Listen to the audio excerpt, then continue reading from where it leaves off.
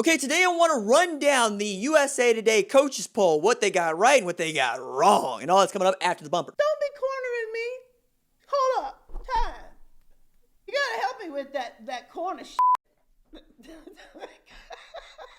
What's up, kinfolk? It's RJ Young. I am not on a step mill. Consider hitting the like and subscribe button because I upload a video every single day. It's always college football related, sports related. We have a good time. Today I want to run down the top 25 of the USA Today coaches poll, what they got right, what they got wrong, as we are at 49,200 subscribers at this point. And I made these stickers that you could purchase in the description below to commemorate this event when we get to 50K. I am going to celebrate. And there will be no more stickers because I'm only made like 250 of them. And quite honestly, y'all bought like 200 of them and they're all in the mail now. So I want to do that. And I also wanted to apologize to you because I was on a very important phone call for some news I can't wait to tell y'all about a little later on. And yeah, that was great. I can't wait to tell you. I'm excited. Like, this is good news. Also good news for Clemson. They're the number one team in the country according to the USA Today coaches poll. They got 38 first place votes, all right? That's by far the most of any team in the top 25. And number 2, Ohio State with 17 first place votes. Ohio State and Clemson played in the Fiesta Bowl last year. Ohio State probably wins that game if two things go their way. One, Jeff Okudah's incomplete, becomes an interception or fumble. And 2, Chris Olave doesn't slip or break off his route, and you don't get a pick in the end zone, and that game's over, right? Ohio State went toe-to-toe with Clemson and looked like beating them. It would be nice to see them have that rematch in the college football playoff, provided we get to a playoff. Number 3, at Alabama, right? That's my 2021 pick to win the national championship. It's really about how good is Mac Jones or Bryce Young going to be because that is the worst of their skill positions. Alex Leatherwood on the offensive line, Jalen Waddle and Devontae Smith at wide receiver, Najee Harris in the backfield, and they get Dylan Moses back at linebacker. And this coming at a time when Steve Sarkisian got a raise from $1.65 million to $2.5 million. For perspective there, Oregon head coach Mario Cristobal made just $100,000 more to win the Pac-12 championship and the Rose Bowl. Means that the assistant pool for Alabama is up to $8.83 million. Perspective there, the University of Houston's assistant pool is the largest among the group of 5, and it's only $4 million plus. It's ridiculous. Alabama at 3 deserves to be there. They got 4 first place votes. Georgia at number 4, no first place votes, but everybody understands what Georgia has. Jamie Newman, Storebrand Cam Newton at quarterback, or JT Daniels, who's a 5-star recruit, so you're going to be good there. And the deepest stable of running backs in all of college football, from Zamir White to Kendall Milton to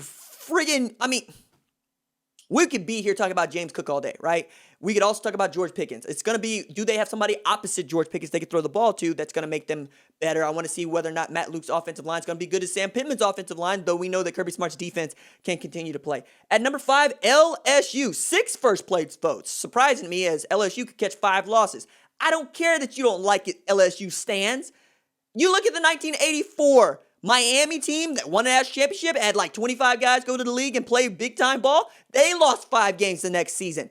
You have so much turnover that you cannot be counted on to repeat as national champion, although you are here to try to serve me wrong, or prove me wrong, so we'll see. Oklahoma at number 6. This is as much a vote of confidence for Lincoln Riley as it is a statement about how bad the Big 12 actually is, right?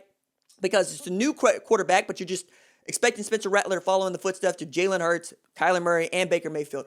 All 3 won Big 12 championships. All 3 either finished second in the Heisman voting or won the Heisman Trophy and took the team to a college football playoff in their years as starters, right? So we're going to see what that looks like. We're going to see if Oklahoma can actually keep that ranking. It's going to be interesting because they ought to run the Big 12, but it's the Big 12. Then at number 7, you got Penn State, which feels a little off because there's no Micah Parsons this season anymore, but there is a Sean Clifford, there is a Noah Cain, and they are going to be pretty stout defensively, and they're going to be the second best team in the Big Ten regardless of divisions, but we'll see whether or not they can actually give Ohio State a run for their money, let alone Michigan State. Numbers 8, we got Florida. You're putting a lot on Kyle Trask there. I'm not necessarily that interested in what Florida's going to be because they haven't been able to win the world's largest cocktail party. Jake Fromm's a 5th-round draft pick, and he's undefeated against Florida, even as they won an Orange Bowl last year. So we'll see if Todd Grantham's blitz everything that moves defense can actually do something, losing at Jamari Zuniga and Jonathan Grenard and C.J. Henderson.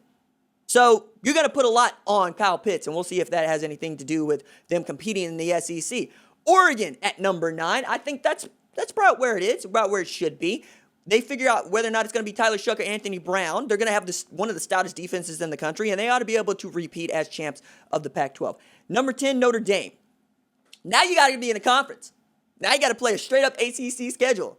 Now Clemson going to get to spank you for real. Maybe twice. We'll see, because Clemson ain't got North Carolina on their schedule this year, so we'll see how that goes.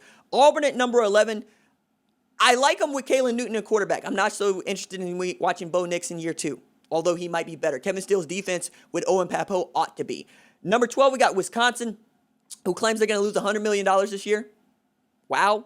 But they got a new tailback in Jalen Berger. We'll see if he's actually as good as a Jonathan Taylor. I suspect that he's not, but that offensive line is. Jim Leonard's defense can still play. A&M at 13 is a little low. It's a little low, but they also play one of the toughest conference schedules in history last year. I mean, you look at who they had to go up against and you're going, yeah, 8-5 is actually pretty good.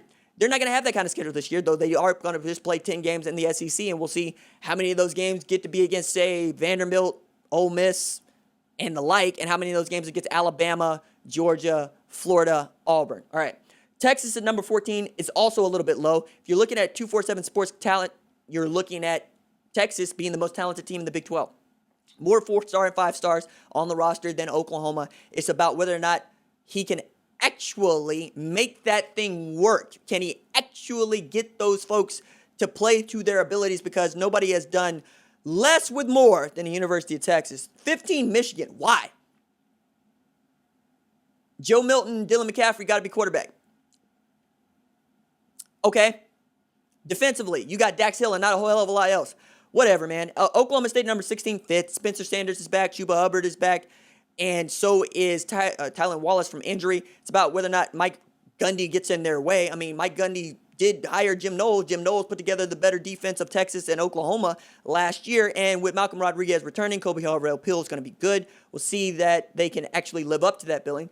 USC, too low, man. Like, they could have the best stable of wide receivers in college football this year. You can go really Tyler Vaughn, Amon-Ra, St. Brown, Kyle Ford, Brew McCoy, and still have room to spare there with Keaton Slovis tossing the rock around. Todd Orlando takes over the defense. They're getting Chris Steele back, 5-star recruit at cornerback. They ought to be pretty good. They've been recruiting their butts off. And plus, it's a Pac-12 only schedule actually helps USC because they don't have to play Notre Dame or Alabama this year. Minnesota lost Rashad Bateman, who's the best player on their team, but they get Tanner Morgan back. They lost Antoine Winfield last year to the NFL draft. I think that they probably fall out of the top 25 when it's all said and done. North Carolina is actually good. I can't wait to see what Sam Howell looks like. They have Tony Grimes, who reclassified and joined the team, so they get to be better at corner. And I think this is going to be a magic year for North Carolina. It's about whether or not they can get to the ACC championship game. Utah, what the hell are you doing here?